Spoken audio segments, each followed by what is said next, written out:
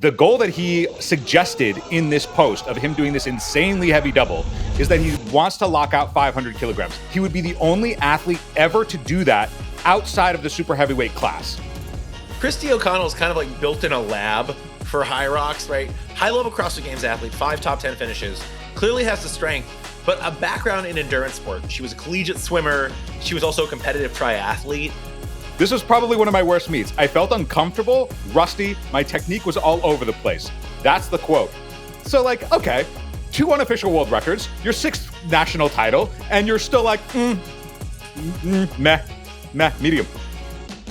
Hello, folks, and welcome back to Strength Weekly, the weekly YouTube show that keeps you up to date from every corner of the barbell game. We have a big episode. We have a 1,047-pound squat for a double. Nick Walker returns to training to try and qualify for the 2024 Mr. Olympia. Spoiler alert, he's not already qualified.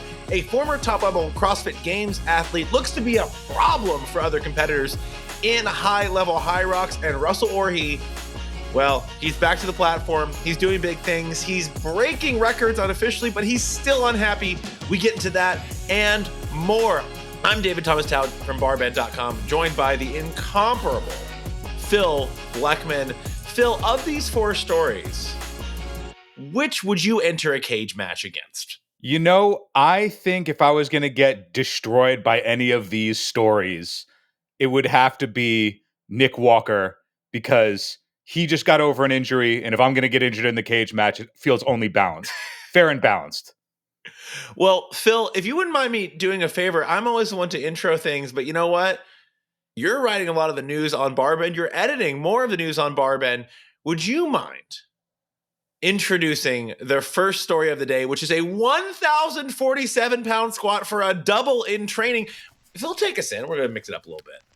So the story is about Zahir Khudayarov squatting 475 kilograms for a double in wraps, raw in wraps. There's raw without wraps, which is in knee sleeves, and then there's raw in wraps. Okay, great. Now that that's out of the way. So on March 17th, he shared a video of him doing this double. And why this is a big deal is that he has bounced back and forth between 125 kilograms and 140 kilograms in competitive powerlifting. The goal that he suggested in this post of him doing this insanely heavy double is that he wants to lock out 500 kilograms. Now, the big deal about that is if he were to successfully lock out 500 kilograms raw in wraps in competition, he would be the only athlete ever to do that outside of the super heavyweight class.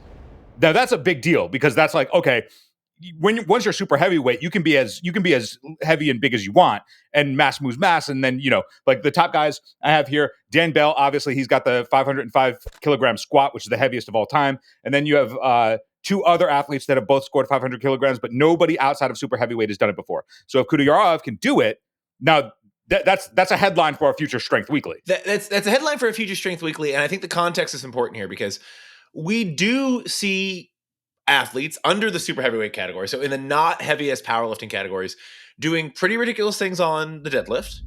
And there's actually some interesting physical elements there. For example, athletes who are a little bit leaner might actually be able to deadlift more sometimes because they're able to get a better grip on the barbell. And also just some of the proportions, they're able to get in better positions, more conducive to world record deadlifts. So sometimes actually we will see, even at world championship level events, the heaviest deadlifts coming from non-super heavyweight athletes. Bench press, yeah, super heavyweights have a big advantage there on the bench press. We generally see them lift the most. But for squats, it's very rare that you see someone not in the super heavyweight category inching up close to what the super heavies are doing in the squat, right? Having more mass is simply a benefit in the squat. So what Zahir is potentially doing is throwing his hat in the ring for one of the heaviest raw with wrap squats of all time.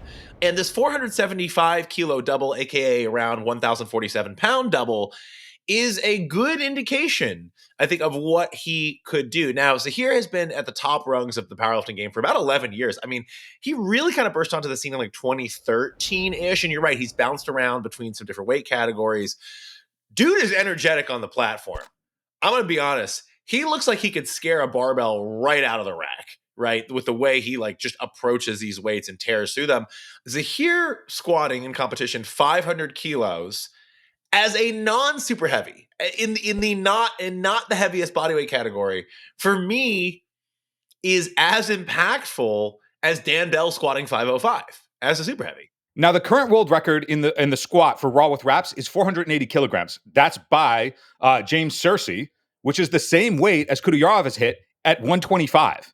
So he's matched the world record in a weight class above him. So it's not unusual if he were to score at 140 the world record or tie the world record in the super heavies. What if he squats 508 as a 140 kilo athlete? Like what if? Let's just have some fun with this. For a double, he's 30 kilograms away from the all-time world record ever that Dan Bell has, right? So if he were to just chip, if you were to just chip to 505, right? Just chip to 505. if he were to hit 505 and a half, that's the entire episode of Strength Weekly next time.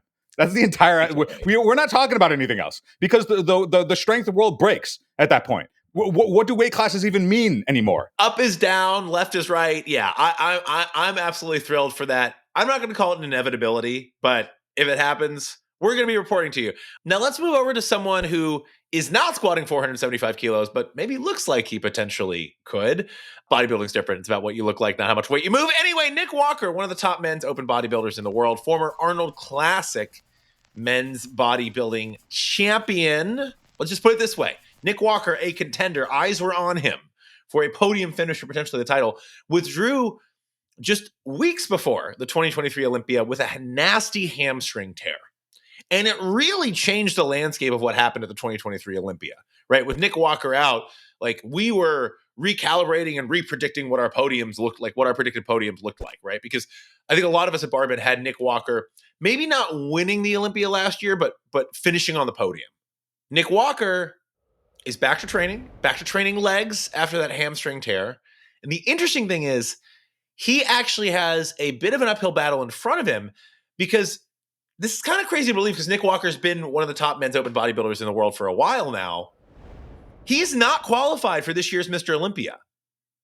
He has to win a pro show to qualify for this year's Mr. Olympia. Phil, what does the competition calendar look like for Nick, and how is he planning to get back to the Olympia stage? Yeah, so Nick's next competition on the schedule is on May 18th at the New York Pro. So the 2024 New York Pro, which is a contest he has won before.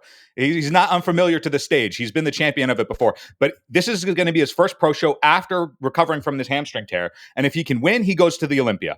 Now, the reason that he's not qualified is because he withdrew from last year. So he was qualified last year because he had a podium spot 2 years ago.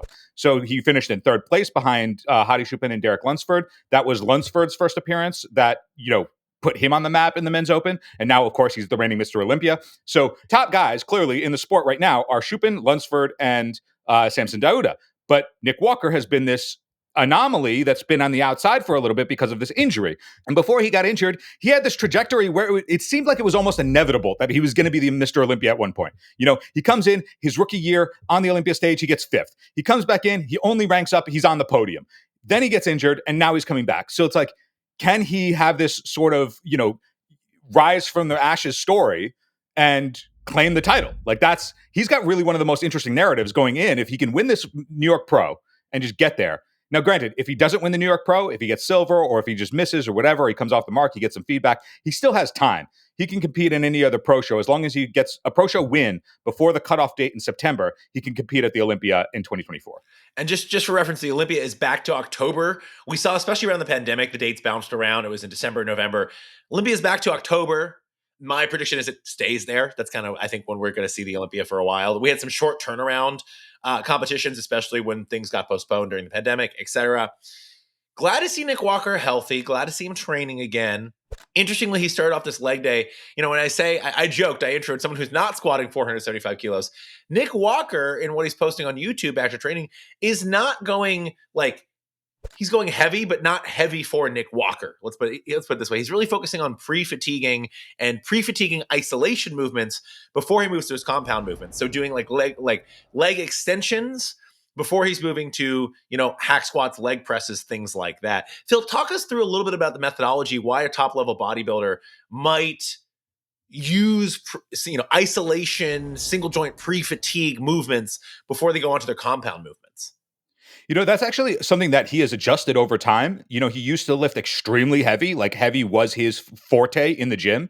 And he has since switched to that because, lifting not as heavy, even though it's still heavy, but not lifting like max out heavy all the time is a lot easier on the joints. And being able to do the pre fatigue work before doing the heavy compound movements. Look, the goal of bodybuilders and bodybuilding in particular is aesthetics. You just want the aesthetics. You want to look good on stage. And that means that you're looking to target the stimulus. Stimulus over weight is what is valuable to these bodybuilders. So lifting super, super heavy, this isn't powerlifting where like your 1 rep max on the platform is what matters. It's only about how you look on stage. And the way to do that is muscle stimulus. And the way to achieve better muscle stimulus is doing this sort of pre-fatigue workout before your compound movements because you're looking to target the muscles that you want to highlight. I don't know if you all noticed, but while Phil was actually going into that very clear explanation, I was practicing my posing, and I have what they call a sleeper physique, right? So, I'm wearing a hoodie. I'm not trying to reveal the kind of shape I'm in this stage in the off season. So we're just gonna say, does David have the ultimate sleeper physique? Maybe. David, I think not enough people are really talking about how strong of a sleeper physique David Thomas Tao has. I mean, he's really one of the sleepers in the game. The hoodie game is strong, and I think we're going to see a big future for him in 2024. You know what? I wouldn't bet against that guy myself. Anyway, moving on to a non-aesthetic sport. Let's talk about HYROX. HYROX is one of the newer sports we cover. Is it a strength sport? Is it an endurance sport? It's hybrid. There's certainly functional fitness, right? And the races are always the same. It's a lot of running, some functional movements, some rowing, etc. Sleds, you name it, wall balls. Oh, fun. Let's talk about how the HYROX game is changing a little bit. Because when HYROX first came on the scene, they recruited a lot of like obstacle course racing veterans, right? Hunter McIntyre comes to mind, one of the best OCR athletes in history. We talked a few episodes ago about how some CrossFit athletes are maybe making the switch over or implying they're going to. And we saw that this past weekend because Christy O'Connell, former CrossFit Games athlete, I believe she had 5 top 10 games finishes. By the way, Christy O'Connell, based out of Kentucky, my home state, her mom was also a former CrossFit Games athlete in the Masters division. Fun. Christy O'Connell has stepped back from competitive CrossFit, has stepped into competitive HYROX, and wins her debut race. And I think we were talking about like what happens if a lot of these CrossFitters, a lot of these CrossFit athletes who maybe getting up there in like the Masters age divisions, they're not competing in the Open so anymore. Maybe they want a little bit less stress on the body, some of the less heavy weights, and maybe because like strength can peak and explosiveness peaks earlier than endurance does, right? So what happens with these athletes who are super fit, super strong, get a little bit older? It's easier for them to maintain and train endurance than it is, say, cleaning 300 pounds for reps. What happens when they try HYROX? Christy O'Connell's giving us a taste of that. Turns out they win by like 3 minutes. Like freaking dominating. It's like coming out and it's like when one of those folks wins they make their marathon debut and they set a world record. Not exactly what happened here, but also not far off from it. Yeah, not far off from it. She scored a time of 104.37. Now, there's only been a few female athletes that have ever broken the sub 1 hour mark, and those are pro HYROX athletes. Like, that is what they do. Now, the difference for HYROX versus CrossFit, like you mentioned, where you don't have to worry as much about strength, there is no barbell in HYROX. At no point do you touch a barbell. So that's not part of the game. And also different from CrossFit, where a lot of the time, if you compete at high level CrossFit, there's going to be events that you don't know. They won't tell you what an event is until you actually compete in it. HYROX, you know exactly what the race is going to be every single time you run it. And you're only trying to get better at the exact same run in the same order every time. So it is a different beast from CrossFit. But like, yeah, as you mentioned, if any of the Masters athletes from CrossFit or the people who are like, not performing as well as CrossFit, like move over and compete in HYROX, like they could do well. And we've seen, still top end athletes in CrossFit compete at a HYROX event before. Like we've seen Chandler Smith compete at a HYROX alongside Hunter McIntyre, who has the world record at HYROX, and do really well. I expect to see more of that funneling from CrossFit to HYROX as athletes move into the Masters divisions. I also want to point out Christy O'Connell is kind of like built in a lab for HYROX, right? Mm-hmm. High-level CrossFit Games athlete, 5 top 10 finishes, clearly has the strength, but a background in endurance sport. She was a collegiate swimmer, then she was also a competitive triathlete, right? Like she's one of those CrossFitters who was never the strongest on the field with a barbell, but was always going to compete in the endurance events, right? So like an endurance-leaning CrossFit Games athlete. Yeah, that's pretty much the archetype for HYROX right now, I think. All right, so David, if your tier one first pick out of the top CrossFit athletes right now to win their debut HYROX, if they were to compete, who would you pick? Danielle Brandon, maybe. That's a good pick. That's a good pick. The thing is, like, I know Danielle Brandon, great endurance, great endurance. I don't know. I'm just gonna. That's just like gut feeling. I say Danielle Brandon. Although, you know what? Honestly, Tia Claire Toomey, like, also up there. Yeah. I mean, you just reminded me. Like, my pack one pick one would be Haley Adams. Now she might be top of mind for me because she took a year off and now she's going to come back in 2024, and I'm excited to see her compete. But like, I've always been like, if there's ever an event where running is involved, she's always going to be my first pick to take something down. But then you calling back, to some of the dominant athletes of CrossFit's past, I think Carrie Pierce would also be very good at crushing a HYROX event, because she is also a very good. I mean, granted, like, she's incredible with a barbell as well, but like, I think she could crush an endurance event. I mean, her Atalanta performance is something that sticks out in my mind forever when I think of top CrossFit performances. All the love in the world to Carrie Pierce. Carrie Pierce is a personal friend. Love Carrie Pierce. Amazing athlete, right? You look at the Atalanta event from 2020 where she really excelled and just beat the field, right? Like, beat everyone. You're looking at higher skill gymnastics there, right? You're looking at her ability to just knock out pull-ups unlike anybody else, right? You're looking at her ability to do things like handstand. Like, Carrie Pierce, at one point, Carrie Pierce could do 200 kipping handstand push-ups in a row without coming off the wall. Like, that's an actual thing that she did. So while she's an accomplished runner, she's not, for me, like that top tier. Like, just in a pure run, I think she's not in that tier of like Haley Adams, was. But HYROX is so heavily geared toward running, right? There's other stuff. Yeah. But like, running will win you. Running wins HYROX. All the other events can lose you a HYROX race, right? All right, David. If running wins you HYROX, then get me Katrin Davis-Daughter on my roster right now to just break every HYROX record that's ever happened. We got to move on. Let's stop talking about running. I'm exhausted. I'm out of breath. Too much running. Let's talk about lifting heavy barbells once. Russel Orhii returning to the powerlifting platform. Phil, give us a tail of the tape. What did he do? I'm so exhausted. So Orhii, of course, competing in the 83 kilogram class at the 2024 Powerlifting America Raw Nationals. It was returned to Powerlifting America. He went 9 for 9, a perfect performance to get the gold medal with an 860 kilogram raw total. That, by the way, an unofficial raw total world record. So it wasn't an IPF world record because it wasn't done on an international platform, but unofficially higher than the IPF world record. He also scored a 330 kilogram raw squat, which is 9.5 kilograms more than his current 320.5 kilogram IPF world record. So even though that's not official, he destroyed his current IPF world record by 9.5 kilograms. Huge day.